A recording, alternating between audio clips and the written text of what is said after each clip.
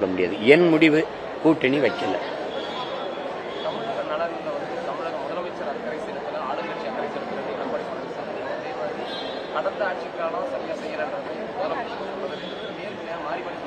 நீங்க பட்டிமன்றம் பார்த்திருக்கீங்கல்ல, அதுதான் இப்ப நடக்கும்.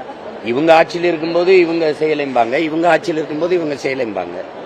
அது எப்படி சொல்றான்னா, நான் ஆட்சியில் இருக்கும்போது நீ என்னை குறை சொல்லி புனிதப்படுத்திக் கொள்வதும், நீ ஆட்சியில் இருக்கும்போது உன்னை குறை சொல்லி நான் புனிதப்படுத்திக் கொள்வதும் இன்று நேற்றல்ல, அரை நூற்றாண்டுகளாக நடக்குது.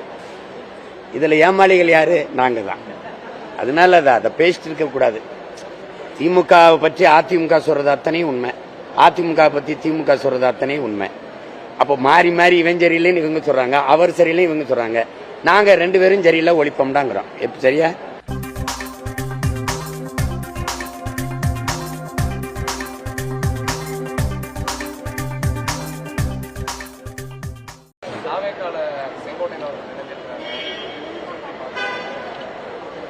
இணையும் போது பார்த்தேன். நீங்க எப்படி பார்த்தீங்க? இணையும் போது பார்த்தீங்கல்ல, அப்படி நானும் பார்த்தேன். ஐயா என்னுடைய மதிப்பிற்குரிய ஒருவர், அவருக்கு என்னுடைய வாழ்த்துக்கள். நம்ம அது ஒன்றும் கருத்து இல்லை. ஒவ்வொரு கட்சியும் தன்னுடைய அணியை வலுப்படுத்த தான் போராடும். அதுல போய் கூட்டணி வைக்காதீங்க. என்னை சொன்னீங்கன்னா நான் கூட்டணி வைக்கல, தனிச்சு போட்டிடுறேன். அதை தான் நான் சொல்ல முடியும். நீங்க ஏன் கூட்டணி வைக்கிறீங்கன்னு நான் ஏன்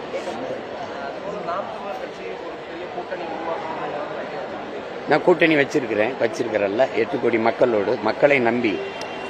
முதல்ல ஒரு தலைவன் என்பவன் தன் மண்ணையும் மக்களையும் முழுமையா நேசிக்கணும், நம்பணும். நான் முழுமையா நேசிக்கிறேன், நம்புறேன். என்னுடைய வெற்றிங்கிறது எனக்கானதில்லை, என்னுடைய தோல்விங்கிறது என்னுடையது இல்லை. அதனால அதை போய் பேசிருக்காது. நான் என் கால்களை நம்பிதான் என் பயணம், புரியுதா? அதனால அதை போய் பேசிட்டு இருக்க வேண்டியது தேவையில்லை. மற்றவர்கள் முடிவுக்கு நான் கருத்து